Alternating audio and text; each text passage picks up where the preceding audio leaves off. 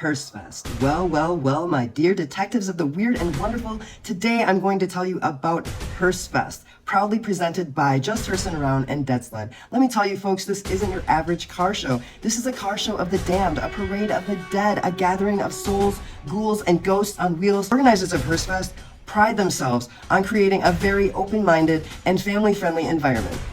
This is an all-ages event. It's the kickoff to everyone's favorite time of year, Halloween. And get this, the price of admission is only $2 per adult. If you're 15 years of age or younger, it's absolutely free. That's right, folks, just for a few dollars, your whole family can have a spectacular day.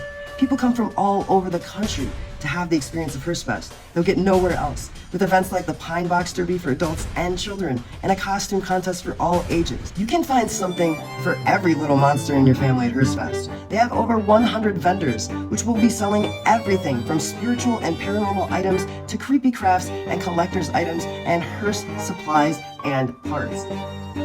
And anything hearse related. It's a treasure trove of the weird and the wonderful. And if you like camping like me, there is plenty of nearby campgrounds where you can put up your tent and enjoy the eerie beauty of Michigan's great outdoors. And if that's not enough to get you to Hearsefest, they are the largest annual gathering of funeral hearses in the country. And this year, they're even attempting to break the Guinness Book of World Records for the largest parade of hearses. Now that's what I call a hearse parade, where the only traffic jam is a ghostly one. You guys don't miss this.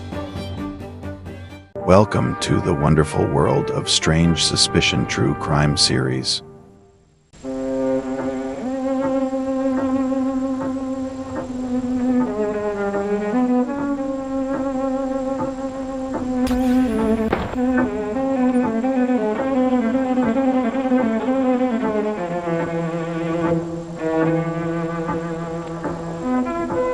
Suspicion is a natural human instinct that leads us to delve deeper into mysteries that captivate our imagination. However, it's crucial that we approach these cases with respect and sensitivity, ensuring that our discussions do not offend the families of the victims or those who may hold differing opinions. Now, let's dive into the case of Bryan Kohberger. 4 lives were taken. They're all University of Idaho students, and to this day, nobody's really 100% sure what happened. The sliding glass door is the first floor, the front door area, like there's some living spaces down there, but mainly everything happens in the second floor.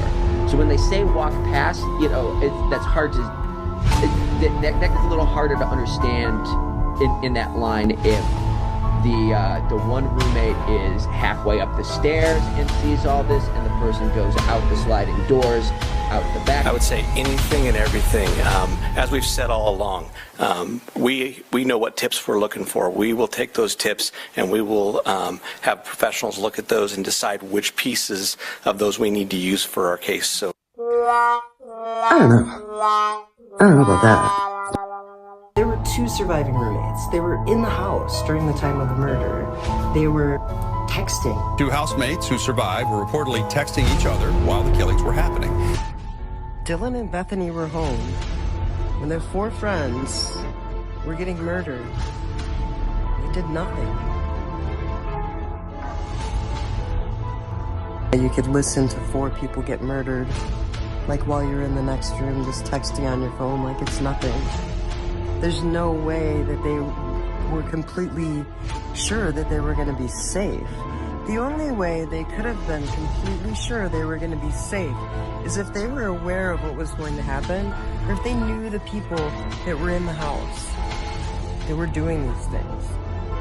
She hasn't really said much of anything, except she doesn't want to testify, because if she did, it would go like in Bryan Kohberger's defense. Somebody was targeting people in this house, they would clearly be watching them. They would know the routine. They would absolutely know who they're there.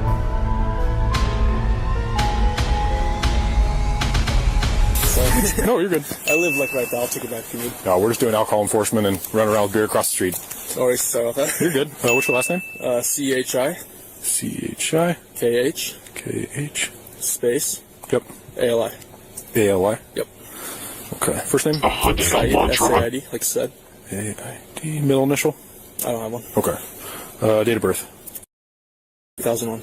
Like, one. How'd you pull that one off? That's an awesome birthday. Yeah, lucky birthday. You got a driver's license? I don't have it. What? No, in general. I do have one, yeah. What state is it through? Idaho. Idaho. Okay, perfect. I'm just going to check if everything's good. Since they're not open, I'll let you hang on to them. Okay. So I get charged with anything? No, or? no. Okay. Appreciate it. But it's just enough for me to stop, check, make sure you're 21, worries. walking Yeah, around I here in get it. public. All right. Moscow 77, check one. What's that? Am I going to take off? Or? No, let me run this through dispatch and make sure you're actually 21 and give me a fake birth date or anything. Gonna be a two-part last. Charles Henry Ida, King Henry, space, Adam Lincoln Ida, first of Said, Sam Ida, correction, Sam Adam Ida, David, no middle, 2001, male through Idaho. Well, yeah. Oh, buddy. It's funny. Yeah, I think that's the first one I've seen. Yeah. One. So if that comes back good, yeah, you're free to go. Are these your boys? Are these your boys? But don't worry about them, right? What the heck is wrong with these cops? But let's discuss the DNA, okay? That's the only thing they got, that his DNA is on a knife sheath. Your DNA can be anywhere. Like, you never have to be there, ever, ever, ever. But I think it was a big oversight that there were other male DNA samples. Prosecutors say they've handed over what they have. We have given the defense everything that we received from the lab. They've asked for DNA workups on other people. To the extent that they don't have them, they weren't done. We can't produce something that doesn't exist. How many people do you think are at their parties? 3 unknown males? So I need to verify that there was a party here. Now everyone laughs. We'll go get a phone number. We'll be right back. Thanks, Sorry, we're guys. not trying to make your life. I understand. I just letting you know this is how it's going to play out. I'm not going anywhere until I talk to somebody. We'll be right back. Do you guys mind just leaving the door open for us? That way we can get some sort of communication between us and them. We're not going to come in. No. Yeah. Okay. Thank you. Yeah. I do. I apologize for no one coming to the door. The issue was we were It's trying okay. to find the Everyone's kind of freaked out because cops are here. You guys are having a good time. Everything's fine. Just go back inside, have yourself a big 40, just party. Straight up to the 3rd floor, there's just a dog in there. No interest in the dog. Goes across, finds Kaylee and Maddie in the same room. Somehow, Kaylee was rumored to have 57 stab wounds, but according to her father, he said that it was deep puncture wounds. Anyway, that only took 2 minutes, apparently. Then he walks down the stairs, or they walk down the stairs, into Xana's room, where Ethan is with Xana. Xana fought so hard, guys, that her fingers were almost severed off, okay? Not sure how Dylan is not hearing this, and she finally wakes up as he's leaving, looks him right in the face, and he just decides to go. You know, all that adrenaline pumping, I can't imagine how he could just have that kind of self-control. Then behind this apartment building, they see Bryan Kohberger on his pings from his phone.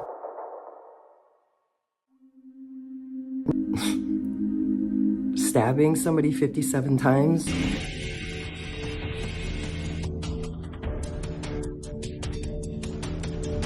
People say that Ethan had an OnlyFans. Well, whack-a-mole, guys. Does Chief Fry have one too? How about Ann Taylor? There is absolutely no evidence that any of them had an OnlyFans. Wake up! See, I tried to walk the line, but now I realize there is no line. And we are playing on a level that most will never see. She had a window. Out her window, Dylan could have. I mean, there was a ladder right there. 4 murders, they could hear that noise. The people next door, the people behind them, the people across the street from them. I do think it's noteworthy that these women were an easy target. 4 women living in a house. They're always out of it, intoxicated, not really paying attention. I'm sure a lot of people noticed that. How vulnerable they were. Were they scared, cowering as they heard these things? Because the way that the house is mapped out, Bethany would have been on the ground floor.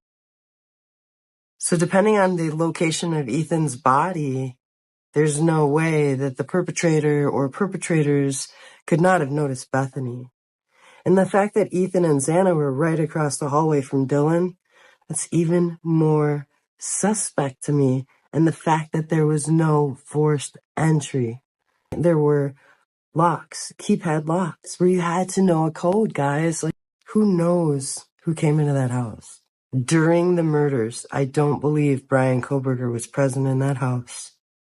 But it is important that you guys understand that in Pullman, Washington, right around the same time that Bryan Kohberger was accused of this crime, the police chief, the assistant police chief, and a lead detective were all convicted of sexual assault. First name, Maddie? Could be that. Maybe. And how do you spell that, Maddie? My legal name is Madison. It's Madison. Join us as we delve deeper into the complexities of Bryan Kohberger's life and the events leading up to the fateful day when he faced accusations that would change his life forever. Thank you for joining us today on our episode. It did get strange and will continue to get strange. Everything is strange. Our world is strange. Stay strange, stay suspicious, and most of all, stay loyal. We gotta figure this out, guys.